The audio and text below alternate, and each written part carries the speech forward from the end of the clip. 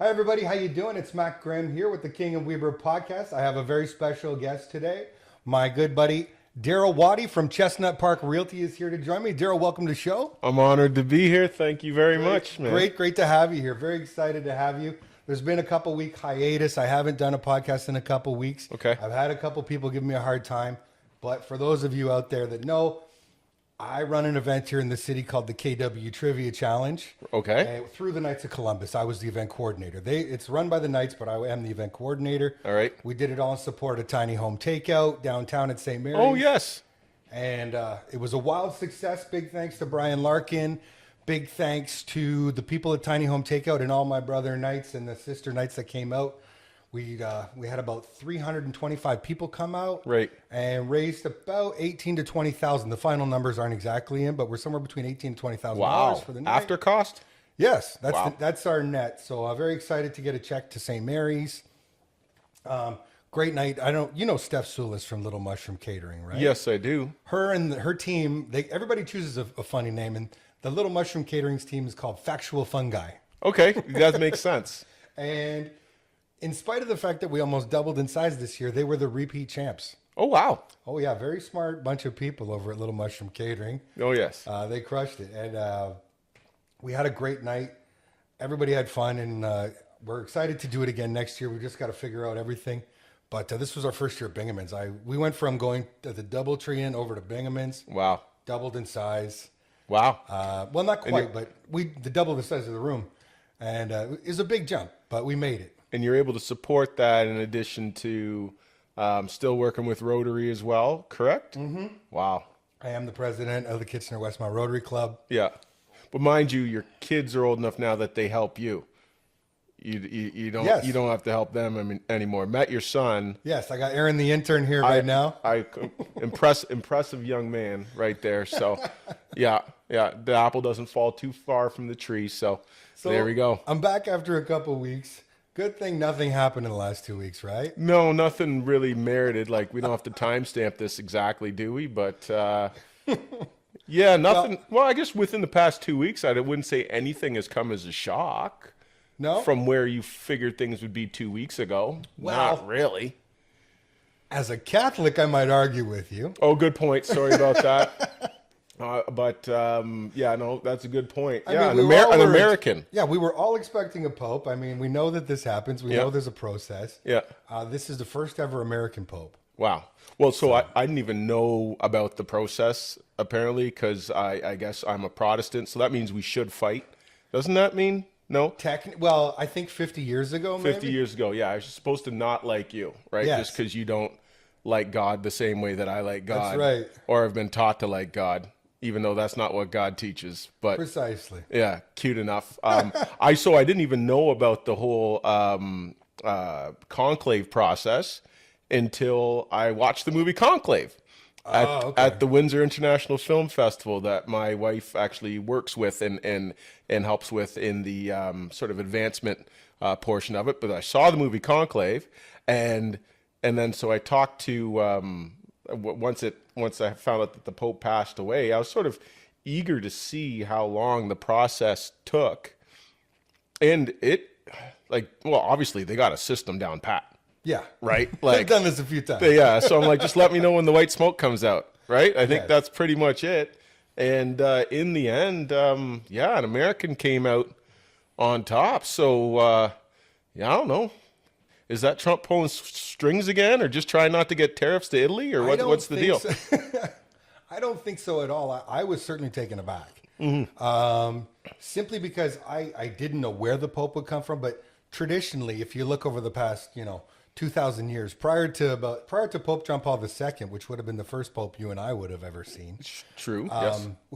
Pope John Paul II was from Poland. Yes. But prior to that, basically every other Pope in the history of Christianity, Right. Catholicism, had been either French or Italian.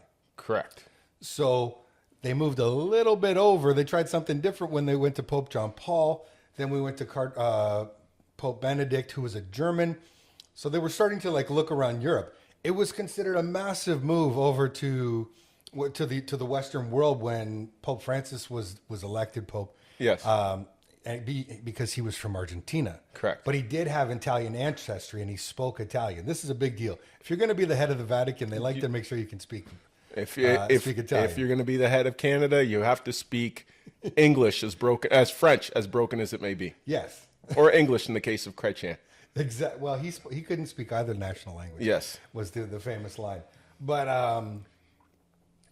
the bottom line was for them to go all the way to South America, my assumption was that they would probably swing back somewhere towards Europe. But in the end, they decided to go with an American who has strong ties to Peru as well, so he's a dual citizen between the United States and Peru. And so he's tying South America with North America.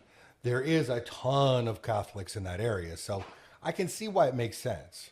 Now, does he, do you know much about this fella? Does he lean any particularly way, or is he just a dark horse for... See, the interesting thing about being a pope is there is a lot of speculation about whether or not is he liberal, is he conservative, is he traditional, or is he progressive? It's really, really tough to tell.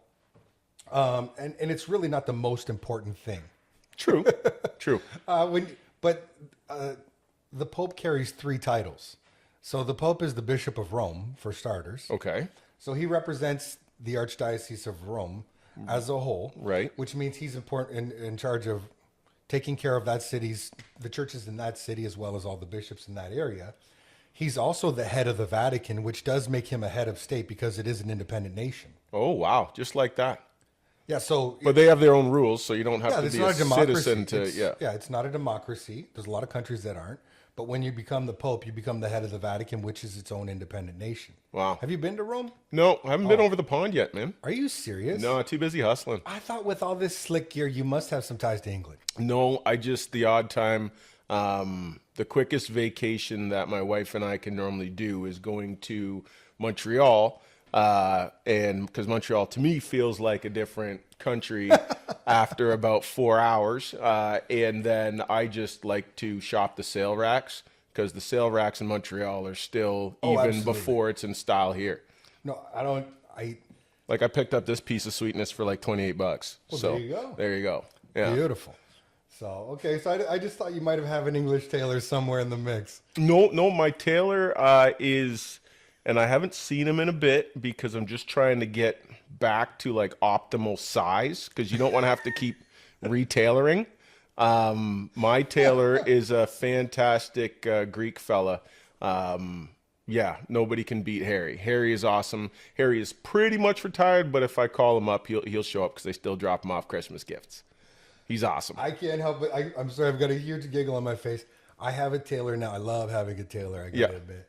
But I have just recently put in an order for some new stuff, some new shirts for that precise reason. Yeah. I'm no longer optimally fitting in my fitted shirts. Yeah.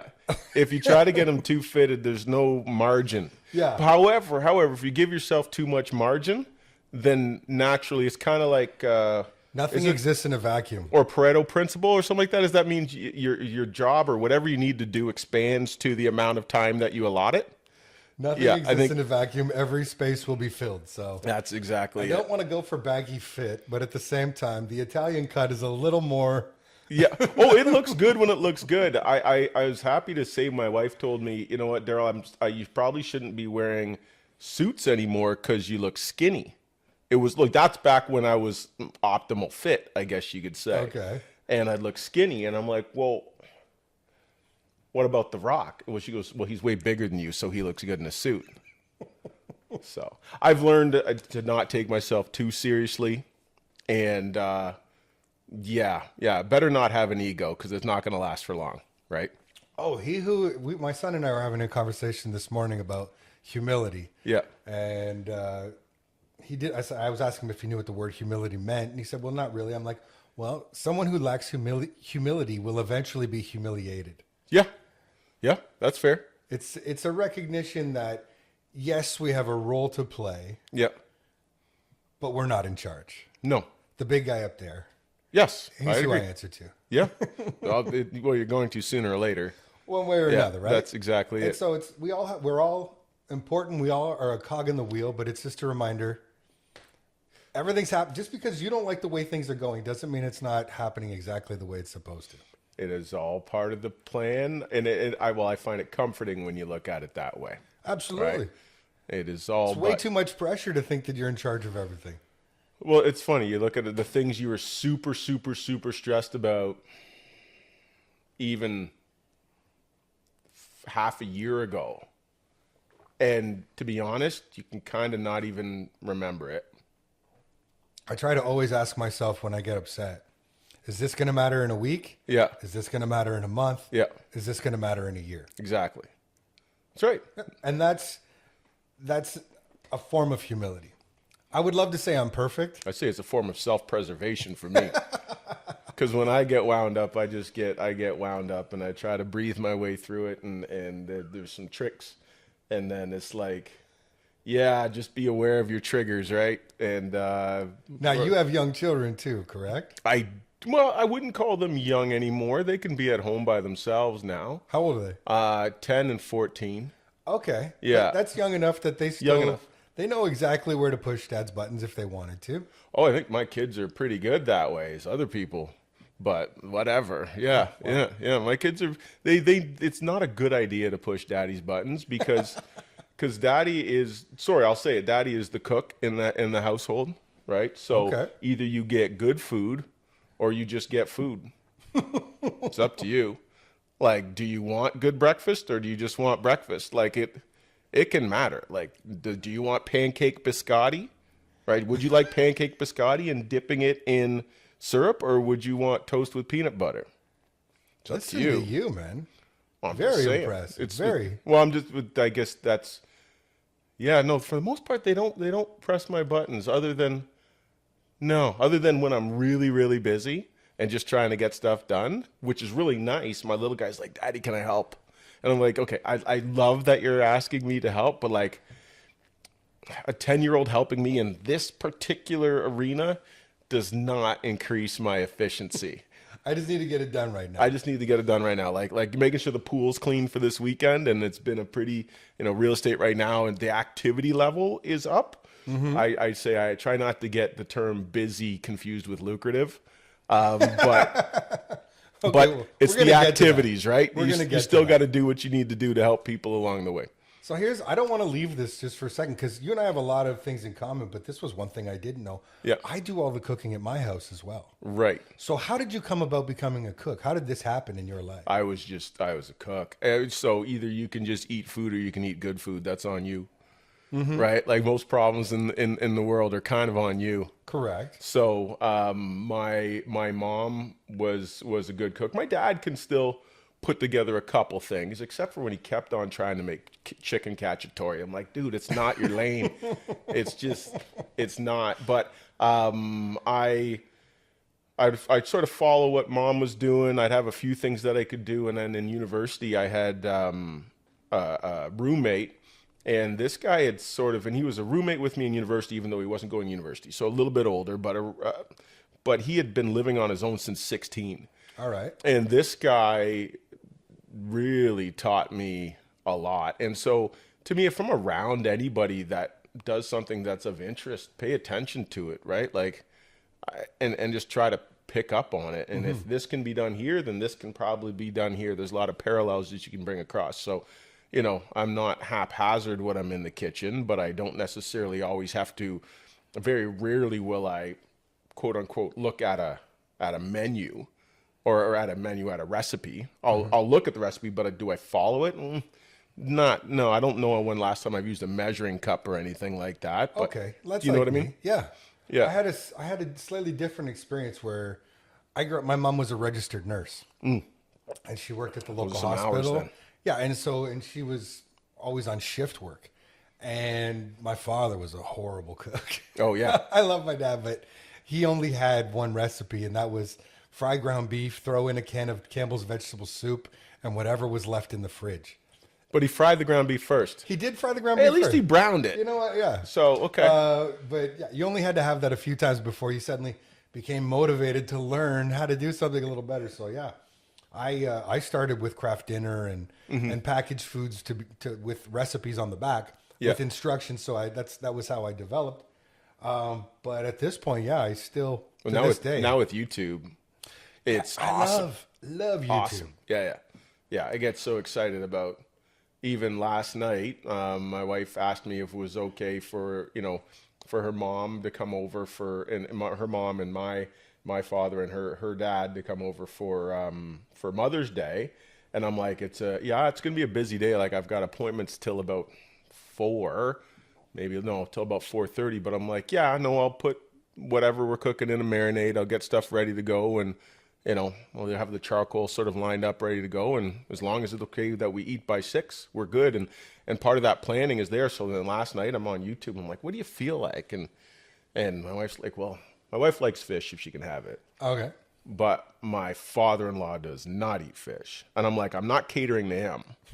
I'm not. Like, I love Marty. Marty's one of the nicest guys in town, but like, he eats like if he could, he'd still eat like a kid. Now he's getting it right. So, but I think we've solidified on chicken breasts, which to me is kind of like we can do it. Yeah. Like we can do it, but like, what else are we going to do with this thing? Or, maybe something on the side for you. Or that's easy.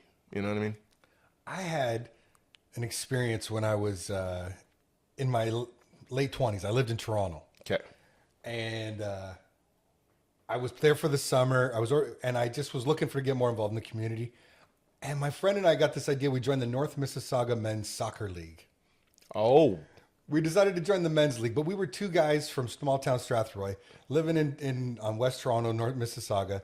We joined this team. We said just pair us up on any team. So it was like late 90s? Early 2000s, like 04, 05. Okay. So the reason I tell this story was the most fun I ever had in my life playing soccer. Right. My buddy's 5 foot tall Portuguese. Okay. I'm 6'3", white Irish guy. Yep. It was the 2 of us and 13 Jamaican guys. Oh, nice. They probably loved you guys. Nicknames and everything. What was your nickname? Goalie. Goalie. Okay. Fair Real enough. simple. But we would play 90-minute soccer games. Yep. And have 4-hour barbecues. After. Yeah. Wonderful. 4-hour barbecues. And like literally we had one guy, Ricky. And Ricky would literally leave the game early. He was an old timer. Yeah. And he would get the charcoal started. When you said the charcoal with chicken, it just got me thinking, If we're doing chicken, if we're doing especially chicken breasts, we're doing charcoal.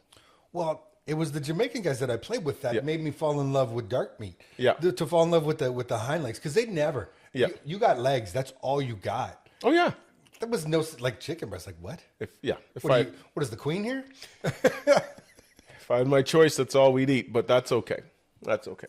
Well, I thought you did. It was your choice. You're the chef. No. It's Mother's Day now. So pardon me. This is true. mom gets the choice of what it is. So it'll be lean chicken breasts, and but they'll be marinated in enough stuff that we should be good to go. You and your wife very committed to healthy eating. Is that part of your lifestyle? She's the one that keeps us on track. So I say I am the cook. Mm-hmm. However, she is the grocery shopper. So it kind of is like, okay, work within these parameters.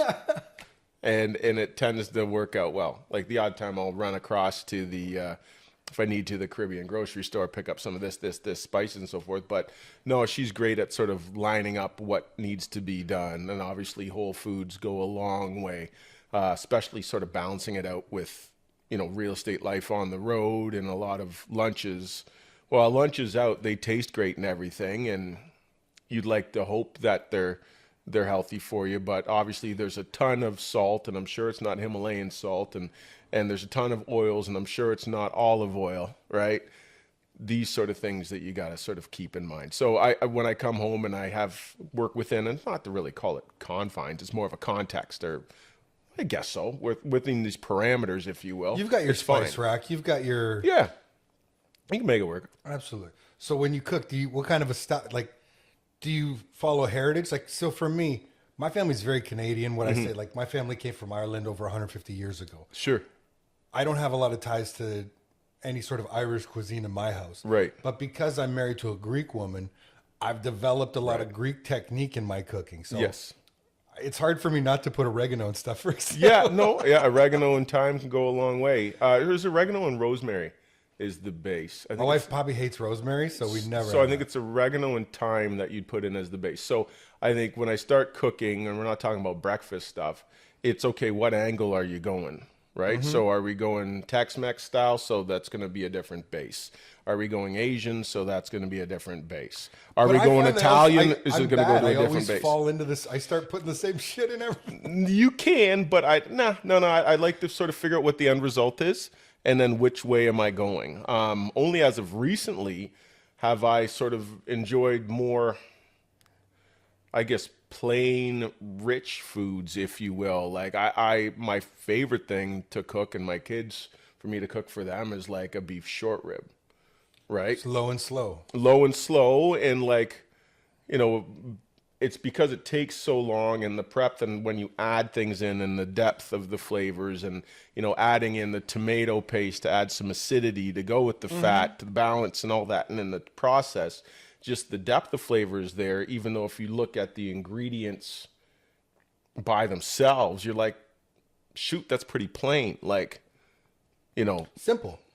Like, food doesn't have to be too complicated. There's not even paprika in it. Now, normally, if I'm not going to cook low and slow, I'm putting stuff in it. So whether I'm doing a Caribbean thing, or I'm doing an Asian thing, or Italian, or Greek for that matter, or what else is there? I guess I could say I could try to cook, like, I'm trying to think, German. Actually, I've learned how to make really good sauerkraut. Have you ever had Darryl House in here? No. Darryl House. So Darryl House is he's the owner now of Grand Trunk Saloon. Yes, and we've had lunch together at his place. There you go. So Grand Trunk Saloon, and also Grand Surf and so forth. But he taught me how to make a proper sauerkraut. And overall, I'm like, sauerkraut, like lack of a better term, like that is like the whitest of white cooking that you can pretty much do. It's the most German of German. It's like Eastern European, right? We're talking about fermented cabbage, basically. Right, but if done well, it is, man, it's good. It is so good. And now I'm like, proudly, for my wife and her friends from high school have an annual Turkey Fest thing. So the Saturday of Thanksgiving weekend, they have Turkey Fest, and somebody hosts, and everybody brings a potluck. But now it's expected of me to bring this sauerkraut. And I'm happy to take it on. If somebody asked me if I was like, where can I get good sauerkraut? Yeah, I would not be like, you need to get a hold of Darryl Watty. Until today, I never would have said that. and I would defer and say go to Chef Darryl House instead. And then if you're worried about not being good enough, then you add Oktoberfest sausage. Oh, the other thing to make for that time is you can also make something called Oktoberfesteroni, which is awesome. So I'll tell you how to do Oktoberfesteroni. I'm listening. You ready for this? Okay. So it's Oktoberfest sausage. Cook it in the pan, brown it, right? Got it. Fair enough. And then dice up some onions, fair enough, brown it. So pull out part of the oil. And then if you have chicken stock, you can use that. Or if you have the bouillon cubes, ideally without MSG, because they're not in my house, chop them up real small, and then brown the spices in the fat. So that's something that I will always do. And I think it's a Caribbean style thing. A lot of times you take because, for instance, if you're ever making a curry, don't just add curry to the food. You have to cook the curry out, cook out the rawness, and then that's Indian cooking. That comes from India, but they know they do it in the West Indies as well. So you can do that with any type of food for the most part. Is cook out your spices first. Mm-hmm. It makes them deeper, makes them a little bit less edgy, but it just blends in better. So, anyways, back to this thing. So you put your bouillon mix in, you brown it in the fat, right? And then remove most of that out, and then should be a little bit. You can re-add some of the sausage fat in, and then you toast your. I just use whatever rice you have, and now I always rinse my rice if possible until the rice isn't cloudy anymore. What kind of rice are we using? Basmati or white rice and whatever. Brown rice doesn't plump up as well. I don't do the brown rice. So I can if I have to, but it just doesn't end up as nice. So then you would toast the rice.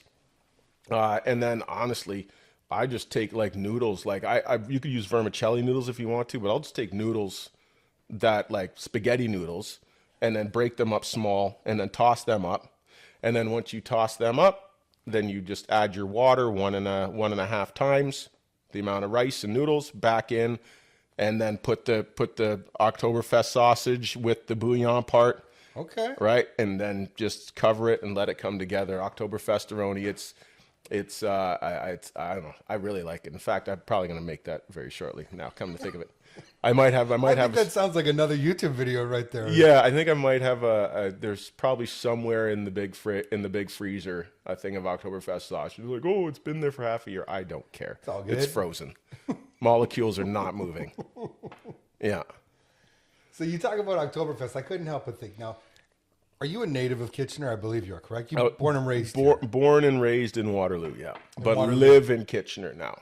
Wow, you made that big step over the border. Yeah, you have to, right?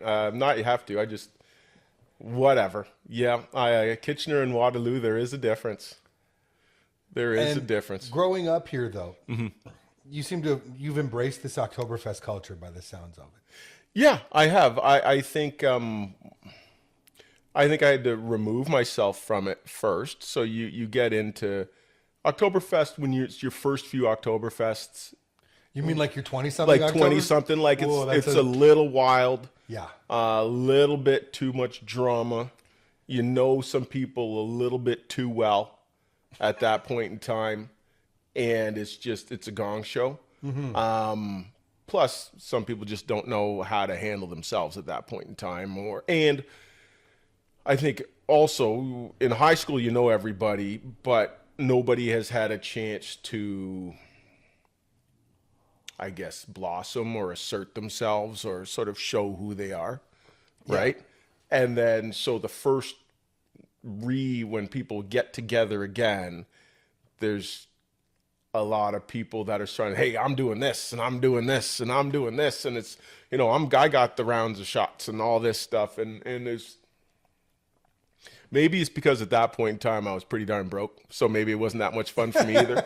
Like, free shots are only good to a certain amount of time, but I think, what was that doing then? I think I was working for a trade exchange, or just finished doing student works painting. That worked really well for me, but I just wasn't quite set yet. Yeah. And it's like, what are you up to? I'm like, nothing. Like, I'm up to nothing. And I just kind of let that go. But then going back to it now, or even 15 years ago, I guess, when I got back into real estate, people have a better sense of themselves, I find.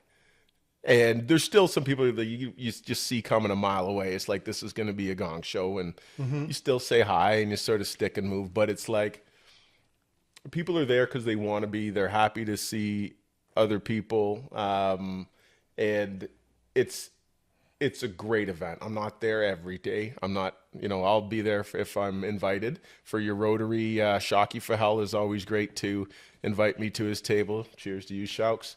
Love you, bud. Thank you. Always good to invite me to his table for the opening lunch. And I think that's just, I don't know, it's a good feeling to start that. Well, I can tell you as an outsider, somebody who came from a small town and then moved here, I did the Oktoberfest thing when I was about 25. Okay, yeah. Did the road trip into town, came in, bunch of guys. Did you guys have your water buffalo hats on? Were you part of that crew? I was not a buffalo. Okay, no. You talking about a UWO thing? Yeah. I'm not a UWO buffalo. That is not me. Okay. I belonged to a couple other societies, but not that one. Okay. I'm a Western grad for those out there. Western grad, Western. Purple and you, proud. College fair and square. I went to Western too. Yeah. I knew that. I knew Okay. that. Okay. You're a rare breed in this town. It's nice to have a fellow Mustang in the room. There we go. However, I'd already graduated at this point. With some boys. We all came down. We went with our girlfriends and stuff like that too at the time. But yeah, there was a lot of debauchery. Mm-hmm. Yeah. And it didn't make a lot of sense for me at the time. I didn't get it. I'm like, I'm paying for very expensive beer. Mm-hmm. I really don't like German music all that much. No. I don't particularly care for the food here. And I've learned to appreciate the food.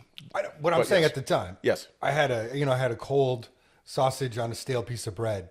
Is what I seem to recall that time. The potato salad is a way to... Well, but you only get the potato salad when you get into your 40s and you start attending the other things. Yes. I have a much greater appreciation for Oktoberfest now as somebody who's lived in this city for 15 years or 17 years. Mm-hmm. And as someone who's involved in the community, I see the good work that Oktoberfest does for our community. The outreach. The outreach, the way it brings us together, the way it connects us, the way, you're not German, I'm not German. Actually, I'm like, let me see, I'm probably around 3/8 German. 3/8. In and around there. That's unique. No, because considering you always have halves and halves, it's probably more of an even percentage. Okay. It probably can't be a third of anything because I don't know how that works. So we're going to bring that up a level. How about 6/18? But here'd be my point. Though. My point would be, you've already told me you haven't been to Germany. No. I've never been to Germany. Right. My only real true experience with German culture is what I see here in the Kitchener-Waterloo region. True. So I couldn't really identify with it. I'm like, why am I being part of this? Right. But when I start to see all the good that it does, the way it brings community together, the way it brings everyone into it, what do they call it? The spirit of Gemütlichkeit. Yes. Yes, right? True. Yes. I've learned to embrace it a lot more. Now, I still go to Concordia twice a year at least during Oktoberfest, but that's with my Rotary Club. I'm working the Crown and Anchor table in the far corner. Yes. And I like that there because at least I'm safe. Right. You know what I mean? It's still, that debauchery angle still exists. Yeah. But there's a lot more to Oktoberfest than just that. There's tons more. And safe, it's still pretty darn safe. I think the one thing that I always worry about, or my cue to leave, is when you feel the drips from the top of the tent. That's just gross. And I wear a hat, so I'm like, felt that on my shoulders. Time to go. Too much steam up in here. It does get a little warm. I'm like I said, I'm always in the back corner. Yeah. So in a place like that, I always like my back against the wall. You see them coming. Yeah. Yeah. Well, we're right beside the door where they kick people out, and so you get to see some stuff. We get to see everything. It was so funny. We had some people. There's Rotary, and then there's Rotaract. Rotaract are people that are in university that want to get involved in Rotary. Okay. So they're not a full-fledged member. They run their own club at Laurier at the University of Waterloo. Anyway, we called upon some of them to come help us volunteer at this event. We had these two young ladies, one's from Collingwood, one's from Toronto. Very young, probably 19 or 20. Sure. But anyways, they were doing a great job behind the thing, enjoying themselves. They'd never been to Oktoberfest before. This was their first introduction. And I stepped away for a moment to go to the washroom. And I come back, and the police are dragging a guy right out. And they got these looks on their faces. And I'm like, what happened? They're like, I've never seen someone tased before. Oh, wow. Somebody got a little too unruly, yeah, and they had to zap them on the way out the door. I've seen some people get kicked out, and I can't say it's a surprise. Some of the people like roll up to that event, and it's already over before they show up. But I think that is still that's not primarily what you see, right? No, and there, as someone like I say who's there every year, so I can compare. Yeah, there was a period about 5 years ago where security started to really lay down the law. Okay, like how in a hockey game, if the ref wants a tight game, he starts calling penalties right off the start. They start calling penalties right in the first period. Yeah. Well, that was it. Like there was guys who were doing what I would consider next to nothing. Yeah. And suddenly they were getting tossed and tossed. Right. And it set the tone like, hey, you can have fun, but we're expecting better behavior. And since then, I've noticed there's still, like you said, people who come rolling up, but it's not like it has been in previous years. Well, and I think that's really important for like the Passport to Success night and so forth, when you're bringing a lot of people from, other cities to come in to consider what Kitchener has to offer, right? So those nights you can't have that. But the Passport to Success night, I don't know if somebody planned this out, also coincides with the industry night. So that means all the servers and bar staff go out that night. Oh, well, too. So you have a bunch of business owners that are coming in to take a look at the town, and plus a whole bunch of industry people from like the bar industry and restaurants and so forth that are going out that night. I haven't been on that night yet. I've been on Chamber That's the night. Wednesday. Chamber night is the night I've been to. That's Thursday. That's the Thursday. Thursday's I think you're the talking corporate Wednesday night. was they Wednesday's tried doing passport success. Yeah. an industry night. But I heard that might not, that one wasn't as successful as they had anticipated. Well, you can't sell out every night. Oh, they want to. They want to, fair enough. But I think next year I'm going to have to go on the Sunday afternoon because my kids are saying, "Hey, come on, I want to go take a look at this." I said, "By all means, we'll go do that unless we have sports getting in the way or something." We'll I figure it brought the out. boys to that one year. I thought that was hilarious. It was the first time they ever got to shoot a crossbow. Oh yeah, yeah. Some of the games in there have been around for 30, 40, 50 years. Oh yeah. But I don't know if they'd pass a health and safety test at this point. Oh, I don't know no, I'm not going to say it. Well, anyways, they need to come and try some beer nuts, some fresh beer nuts, because that is. Oh, that's my favorite thing. No, I like fresh beer nuts, or they also have, and you can't get it at the Concordia, I guess, tuck shop or eatery area, but it's in the basement or they have that cold potato salad, that yellow that always potato comes at the salad. luncheon, yeah. Oh, That's your thing. that's one thing that I can't do.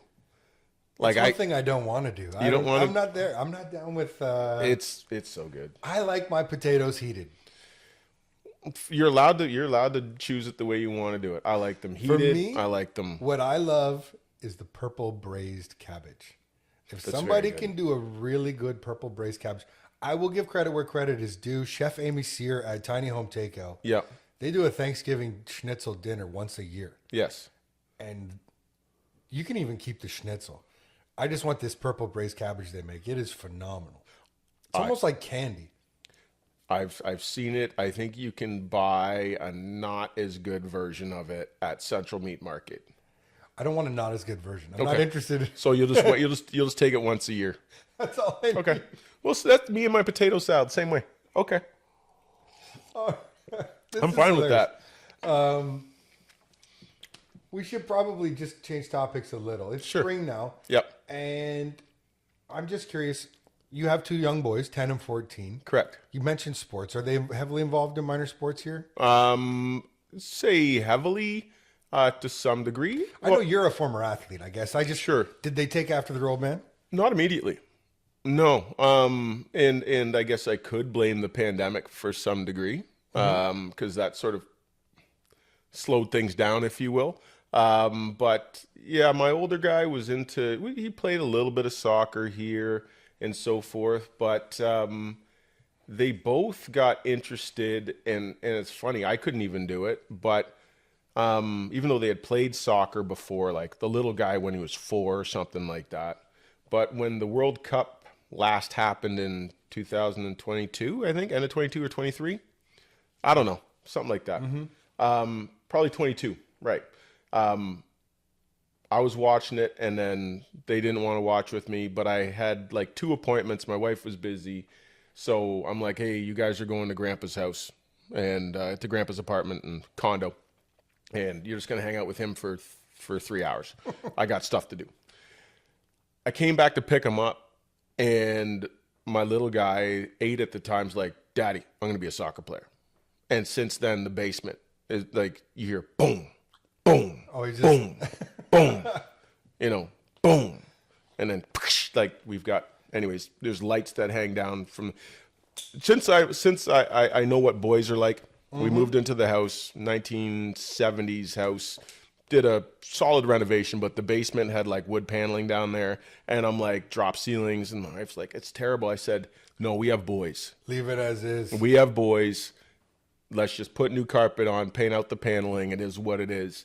And now, like, our basement is the kids from the neighborhood, come back after school, and they're in the basement just playing and being kids, right? I've never seen your house, but I know exactly what it looks like. It's my favorite build. My favorite style of build. My favorite era is late 70s, early 80s. Yeah. So, and yeah, that old rec room. Yeah, it was fine. Go ahead and break it. Go ahead and break it. I don't care. You hear bang, whatever. Oh, a light broke. Fine, put up another your light. 8-year-old, now 10-year-old. Now 10-year-old is very involved in soccer. That's great. Yeah. yeah. Because And you were a big soccer player. I was a soccer player, basketball player, and a little bit of football. Got into it late. I kind of wish I got into it earlier. Was it just in high school? Or? Just in high school, final year of high school, halfway, like I think 3 games into the year, my basketball coach came to me and said, Darryl, do you think you can help out the football team? I'm like, you trying to get me not play ball? He said, no, it's not that, but I just know you have a big leg from soccer and they need a kicker.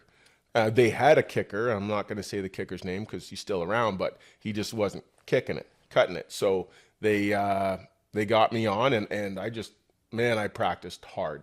Like, I put in so many hours, but by the end of it, I could kick, punt a spiral up and 50 yards, the whole bit. Had some universities talking to me after, like, I hadn't even had 1 full year. So that could have been your number 1 sport? Could have been, man. I could have played for the Patriots. I don't know. There was something that I knew I was good at. Are you still active in any sports today? No, knee injuries kind of handled that. So now it's just sort of the gym, and actually now I've been playing. I'll play pickup soccer with the 10-year-old, and we'll go to a local field that where we know there's normally going to be guys, and on a Sunday afternoon or something like that, and I'll kick around the ball, and then do any coaching or? I used to coach. I yell too much. Yeah, remember that whole "don't want to make Dad mad." Yeah, I yell way too much. So that's that. And then my older guy, awesome, like smartest kid in the world. Probably not going to be a professional athlete. Very well could be a coach though, or an owner, or a like owner GM. Oh gosh, his optics on it are amazing. Got an interest in football, and just right after pretty much the high school season started, and so it's too late to play high school really to get into it. But we got him into Junior Warriors. Love it. Football, which is it's like a training camp thing. Yep. What a good program. Like in terms of teaching kids how to play. Love it. Teaching kids how to play the game properly, how to tackle properly, like rather than just having them run out and lead with their heads. Oh, yeah. So he got into that, and then it was also suggested by the high school coach, if you want to do football, then you should get into rugby. And so he's in rugby right now, cool. And he's loving it. Like if he's not practicing with rugby, he'll have a workout by himself in the basement and stuff like that too. Awesome. And you can just see a change in his, like, he was always a nice kid, but nice you need to have, and doesn't mean you have to be brash. You need to have some confidence about you that you can do other things. And that's been great for him. Athletic involvement like that definitely helps. I know one of my sons played for junior. They weren't the Warriors at that point still. They were the Warhawks, I think. Sure. But I had experience with my 2 boys with lacrosse, with gymnastics, with Cub Scouts, hockey, Kitchener Minor Hockey, and these are all fine organizations. But I actually found that the Twin Cities Minor Football Association was the best run program that I saw as a parent. Yes. That I loved it. Because these kids, when you have a kid in minor hockey, for example, okay, so I live in Midtown. Right. But I'm in Kitchener. So technically my kid plays Kitchener Minor Hockey. I got to drive all the way out to Activa Arena for a 45-minute practice. He's got to be there for a half an hour ahead. And then I can't go anywhere because in 45 minutes, the thing's done. Correct. So I've lost about an hour and a half, 2 hours of my night. Mm-hmm. The games, they get 1 practice, 1 game a week, and that's your ice. That's it. Waterloo Minor Football, there was 3 practices a week. Correct. They were 2-hour practices. So I could drop my son off. He was going to... You're right. They were they 2? One of them was a 2-hour for sure. They were always with my kid. I don't know when my kids are playing. And the beauty of it was I could go somewhere. I could get things accomplished in the evening because I'm pretty involved here in this community. You're very involved. I got to give you full credit. And when I picked up my son, he was exhausted. Yes. A kid can't get into too much trouble when they can't move. You know what I mean? They were so tired, and they were in such good shape. That's what Adrian Peterson said. Yeah. Sorry. I'm sorry. I really loved it. And then game days, even though he only played house league, there's only so many teams around, so we were always either going to London or Sarnia or Chatham or Oshawa. is a full day experience. I'm with you. So again, I'll see where this goes, and if my older son wants to go and play, if he wants to play high school football, sure, that's in the fall, and but rugby, he's loving it, and Rugby is a very similar experience as far as I can see. They're They're a bit more of a crazier culture. So I guess what they said is, I guess rugby was a game designed for thugs played by gentlemen, whereas soccer was a game designed for gentlemen played by thugs. I heard that somewhere. I didn't make that up. But in the terms of rugby, because there's no real padding, you can't use your body as a missile.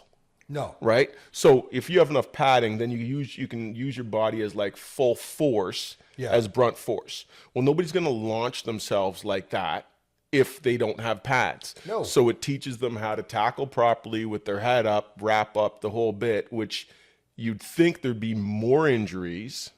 Knock on wood. But there's less, because the sheer force of impact is lessened, right? And then if you learn how to tackle properly with rugby and, work people's leverages against them, it does nothing but to help you in football, it's a tough sport, right? I don't disagree. I think they're both very tough sports. Yeah. Different cultures for certain. But no. Like hockey's tough too. Hockey's tough too. Man, oh man, I've been watching these playoffs. I don't know if you've been watching it all. Oh yeah, you have to. It's a different world. I haven't watched any hockey all year. You don't have to. Because playoff hockey is so much better. So much better. And I can understand why, because it's an 80-game season. If you played 80 games the way you play playoff hockey, you'd die. You'd literally be dead. But for that reason, it's kind of like the same thing. It's like, do you want food or good food? So like I don't watch. I'll start to watch some NBA now. I will watch playoff hockey now, but like even Rangers, like I was watching the Rangers playoff run. I took my kids to saw you at one game there. Yeah, like that was like playoff atmosphere hockey. It's intense. Is amazing. Yeah, great stuff. But you can experience that with football almost every week, because the season is so short that everything game matters. Exactly. Yeah. No, and so we definitely agree on that. And then soccer's somewhere in the middle. But I'd like to say it matters to everybody, but I have Toronto FC tickets, and boy, do they stink. Terrible. I haven't been to an FC game in a while, I must confess. Whoever's in charge of marketing the MLS in Toronto is failing miserably. The idea of getting them off TSN and putting them on some obscure outdoor living network or something like that. No, it was Apple TV bought the rights. Oh. So Apple TV owns their rights. And for that, that's awful. And it works out okay for Apple TV, I guess. It was all part of that Messi deal as well, I think. Lionel Messi deal. Not Messi isn't dirty. Yeah, not as dirty. Yeah. So I think it has something to do with that, but I still enjoy it. My kids love soccer. Competitive soccer is still great to see. The fans bring it to a Toronto FC game, chanting and drumming and the whole game. Even if the one chant might be, "We lose every week. We lose every week. You're nothing special. We lose every week." Yeah. That makes you feel like you're spending money well. Well, I've been following United again for a while. I'm still a Man U guy. Yeah. I'd fallen away from Premiership, but I got a good buddy, Amin, my physiotherapist down the street here, Amin Sekon, and he's a Chelsea guy. And so he got me following United again. And it's the weirdest season I've ever seen. Yeah. They're in Europa League. Yes.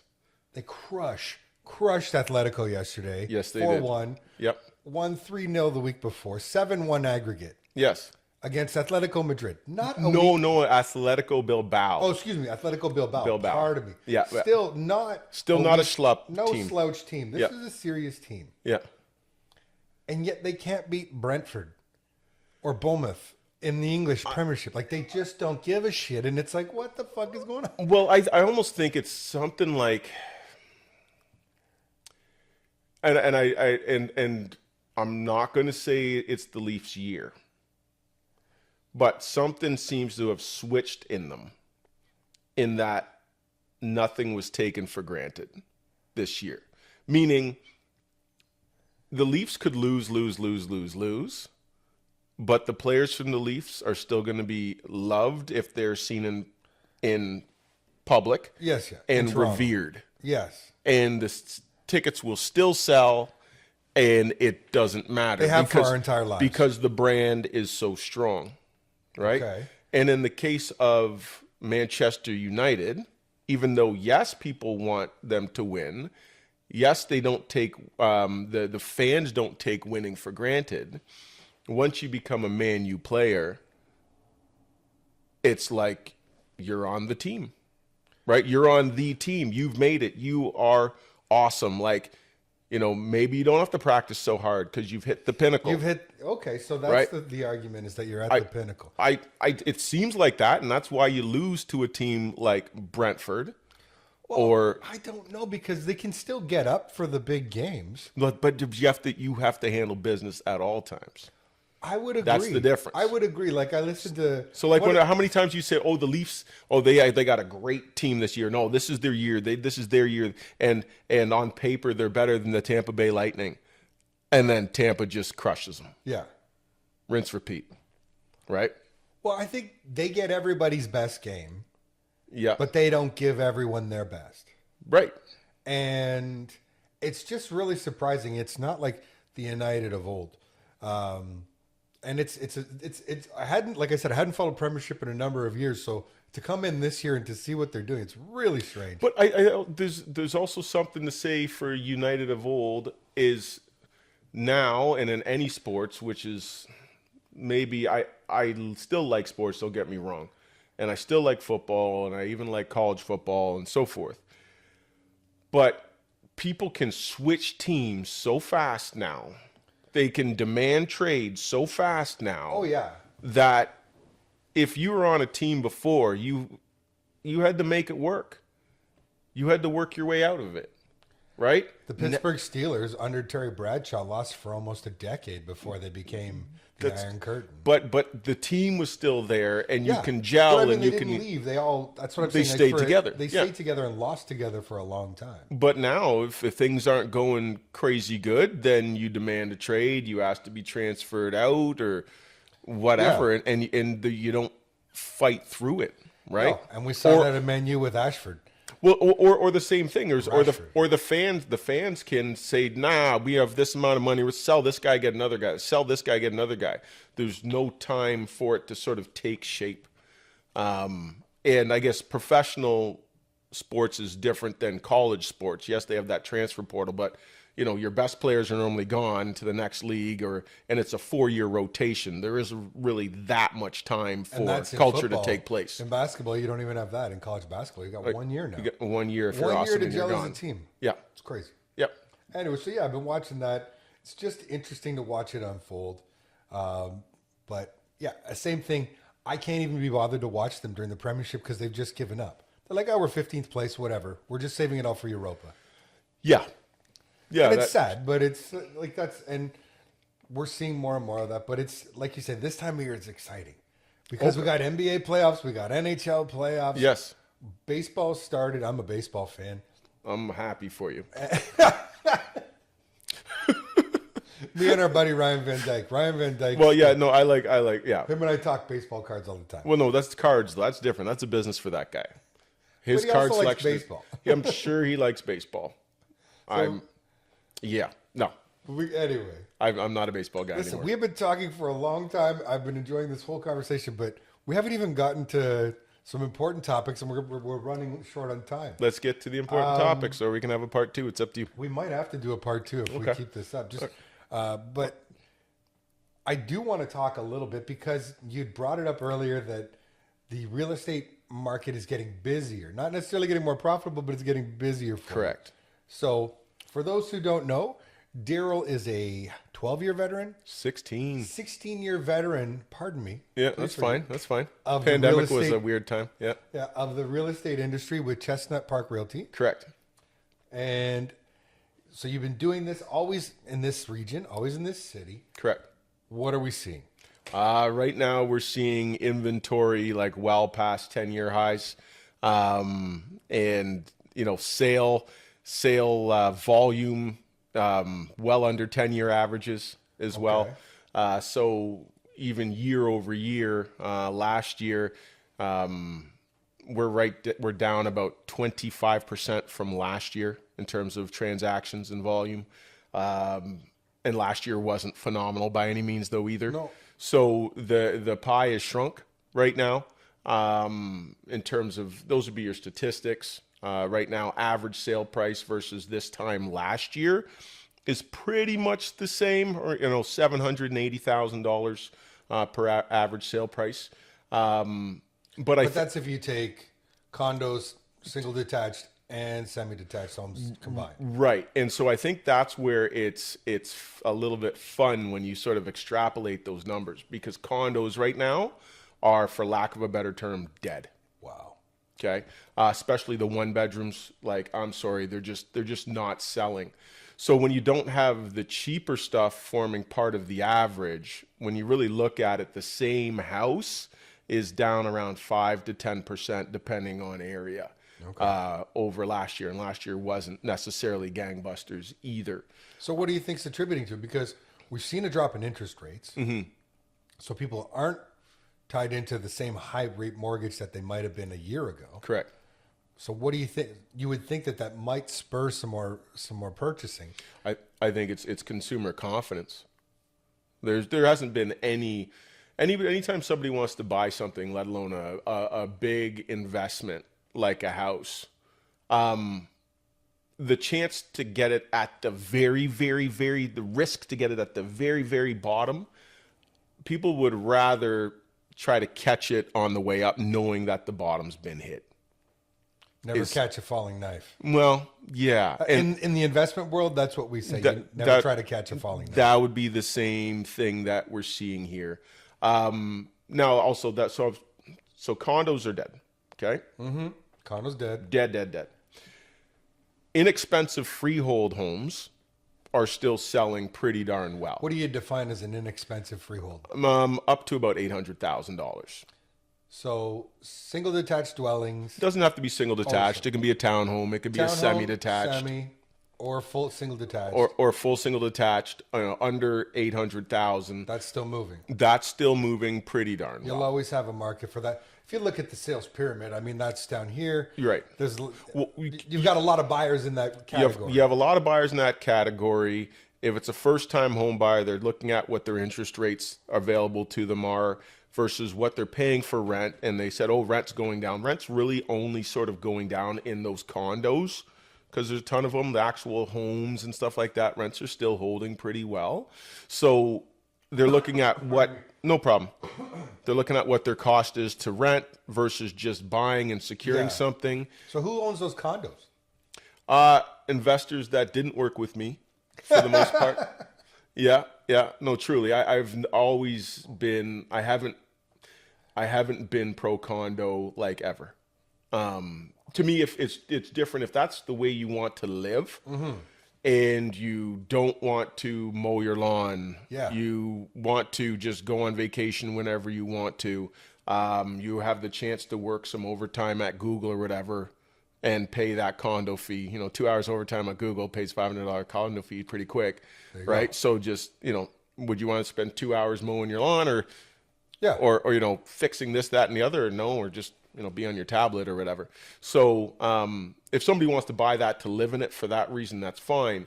But it's always, hey, your investment is going to be in freehold, because a condo has to pay for a company to shovel the snow or move the snow. You can pay your next door neighbor kid $10 to do it, right? Cash flow analysis on condos is, in my opinion, hasn't made sense in years. It has, and it never really made sense to me.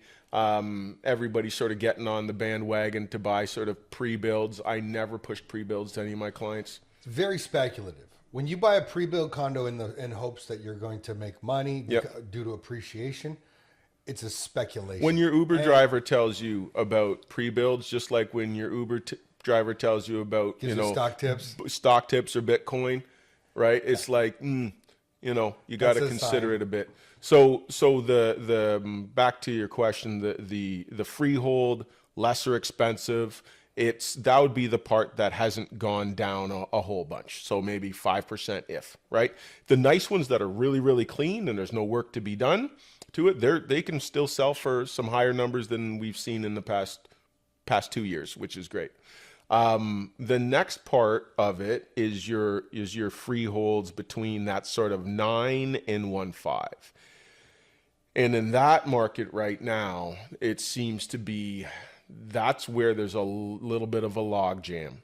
So those would be your people downsizing or looking to downsize or what have you, Yeah. that have made it through the pandemic, right? Waited a teensy bit too long, and then the market started dropping near the end of the pandemic when interest rates shot up and bombs started going in the Ukraine, right? So then, but they were still tied to, but my house used to be worth 1.5. Well, sorry, it's 1.2 now, right? Well, it's got to be. Well, no, it isn't, right? It's just what it is. And now they're finally like, well, you know what? I want to travel. I'm missing out on that. And let's be honest, you're still ahead of where you were at 2020. And now you have a lot of those people that are looking to sell. However, the people that take that position and that movement between 900 and 1.5, those tend to be your middle-ish management people. That seems to be where I'm guessing, and this is just me inferring now, is where the economy and the effects of tariffs, if they're coming or not, are taking their toll. Like, you need to have confidence to upsize in a home. Yeah. Right? So You need to know that your job is stable, or your Right. your cash flow at least is stable. So to me, if you're a teacher or if you have a really good union job or a professor or something like that, and you're thinking about getting that better house for your family, it's a no-brainer. Jump, right? Like, you're good. Take this as an opportunity. Interest rates are low, whatever. So some people say, well, interest rates will get lower. Well, you know this as a finance guy. If interest rates get lower, then that means the economy's crap. It means they're trying to spur the economy. So Right. if you can afford it, again, if you're still falling in that same position where you have a quote unquote guaranteed job, Yeah, it's a great opportunity, I think. like I can tell you that the vast majority of investment bankers that I work with are forecasting 2 to 3 more rate cuts in the year. Sure. So, in my opinion, it would make sense if you see the opportunity now. If you see you got a lot of inventory, you want to move, you want to buy. This is the time to buy. It's a buyer's market, but buy with a variable rate mortgage. There you go. Yeah. Because and with confidence in your job.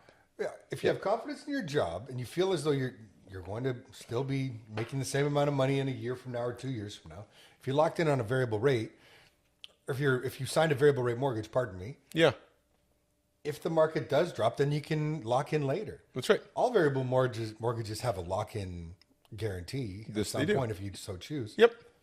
What I saw a lot of during the pandemic, and I'm still hearing from people, is people who got caught with ultra low rate variable rate mortgages that didn't lock in. Like they were getting, Yeah, I have talked that's to pretty people- greedy. Yeah, you Yeah, could it have was locked like- in at a It was like you 1.3. could have locked in at 2.1. Even a 2.1, I Yeah. think, is it's an amazing mortgage rate. Yeah. They're like, no, I'm getting 1.7 on my variable rate. I'm just going to ride it. And I'm like, oh, Well, buddy. that's on them. Yeah, well, they're feeling the effects now because now they're paying 6 and 7. But that's when we really look at it versus now. Those high numbers, though they are indexed into many sellers' minds, people that see their home as that lottery ticket. Even though it's indexed into mind, really the amount. Yes, there were transactions over that point in time. Most of my people did go with fixed, right? I'm like, Okay. that's the benefit but most of those, that's still really a 2-year period of time where prices were crazy out of whack, right? So it's not you go down a street and it's 1, 2, 3, 4, 5, you're probably broke. 1, 2, 3, 4, 5, you're probably broke. No, it's still a small percentage of the amount of people out there with homes in that regard. Mm-hmm. But I do feel bad for the people that are now going to have to just, refinance with their current bank because nobody else will take them because they're too upside down on value. Yeah. Right. And the bank's like laughing the whole way because already secured. The way the bank's looking at it is like, sweet, I'm getting paid and I got a tenant in the place. Like, it's kind of the same thing. The bank doesn't want you to default. No, the banks do not like to hold real estate. Right. Even though the banks are going to have to start holding real estate on some of these condos that are coming to close in Toronto, though. Yeah. That's going to happen. This is these are the rumblings? Not rumblings. You have to. If you've sold a bunch of condos at, let's say around here, I'll just talk in local numbers, but if condos were sold at $1,000 a square foot, okay, but that same condo that is fine 4 years old is selling at $600 a square foot, but the other condos have sold at $1,000 per square foot. Okay, fine. If it's new, it might be worth a little bit more. So let's say $800 a square foot. Well, that's still a difference of 20%. Yeah. Okay, 20% is your down payment. You're not going to appraise out. You're not going to be able to get financing from your bank of choice. You're going to struggle to find a lender to lend you the money. Right. So either the bank that then has done the primary part of the financing for that development can either, go under or lose all their money or power of sale it, or that bank has to come good and cover off and do blanket financing for whoever needs it to close the building and then get their money out, quote unquote. Quote unquote. So that's starting to happen in Toronto and Vancouver. Wow. Now, we don't have a whole bunch of builds here. There's that legendary gong show of a project on Weber Street, just off of the expressway Weber East there. by the old Crosby. That's a gong show. Yeah. Again, didn't touch it. Just watching it and shaking my head and say, yeah, whatever. Yeah. There's another one going up on Weber East. So right near the Fresco. Yeah, right near the Fresco, but that is a purpose-built apartment. It's going to be? I know the building behind it was apartment. Is it going to be? I believe that's a purpose-built apartment. If it's wrong, it's wrong, but we are seeing more of that. Yeah. But so this is very enlightening. I would love to keep on talking to you about all this stuff, but I know you have a hard stop for today. I got to see the big guy play rugby. Yep. I get it. No, that's super cool. I don't want you to miss that at all. All right. So I'm going to propose that we come up with a part 2 on this episode. 100%. And we'll get right into the business first. And we'll get more deeper into business and more deeper into what's happening in this municipality. I just had too much fun talking about other stuff. Yeah. No, I'm all for it, Mac. Thank you. I make no apologies. I enjoyed every minute of this conversation. I enjoyed it all. Thanks to everybody that tunes in. We appreciate it. I hope you all have a great Mother's Day weekend, and we will see you again soon. And if you disagree with my real estate thoughts, don't comment below. Just call me directly so you don't make me look bad, okay? We welcome your phone calls and your comments. Yeah, sure. Comment below. It's fine. Have a great week, everybody. Happy Mother's Day.